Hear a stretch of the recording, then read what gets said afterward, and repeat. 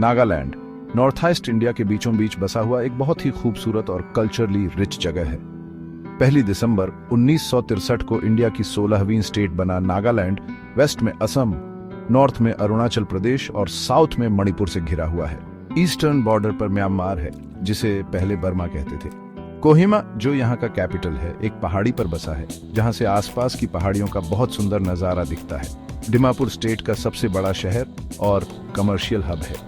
Nagaland 17 administrative districts में बंटा हुआ है। हर एक की अपनी खासियत है।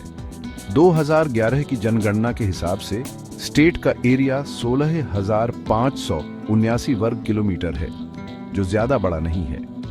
हिमालय की तलहटी में बसे होने की वजह से इसकी लोकेशन ने इसके इतिहास और कल्चर को शेप किया है। अपने हरे भरे जंगलों, झरनों और वाइब्रेंट ट्राइबल ट्रेडिशंस के लिए जाना जाने वाला नागालैंड इंडिया के कल्चरल टेपेस्ट्री की एक अनोखी झलक देता है। नागालैंड की धड़कन इसकी अलग अलग आदिवासी कम्युनिटीज के साथ चलती है। यहाँ 16 मेजर ट्राइब्स रहती हैं। हर एक की अपनी भाषा, रीति रिवाज और परंपराएं हैं। इनमें अंगामी, आओ, चकेसंग, चांग, कोन्याक, लोथा, पोचुरी, रेंगमा, संगतम, सुमी, यिमचुंगेर, खियामन्युंगन, फोम और झेलियांग शामिल हैं। ट्राइबल कल्चर्स की रिचनेस उनके रंगीन कपड़ों, खूबसूरत हस्तशिल्प, लोक संगीत और नृत्य में दिखती है। हालांकि हर ट्राइब अपनी अलग पहचान रखती है, लेकिन वे एक साझा इतिहास और अपनी जमीन और परंपराओं के लिए गहरे सम्मान से बंधे हैं। इतनी सारी भाषाओं के बावजूद एडमिनिस्ट्रेशन और कम्युनिकेशन के लिए इंग्लिश ऑफिशियल लैंग्वेज है। ब्रिटिश जमाने में आया क्रिश्चियनिटी नागालैंड का मेन धर्म बन गया है। 1947 में इंडिया की आजादी के बाद से नागालैंड का सफर विद्रोह और आपसी संघर्षों से भरा रहा है। 1946 में बने नागा नेशनल काउंसिल ने इंडिया से आजादी की मांग की, जिससे भारत सरकार के साथ लड़ाई हुई।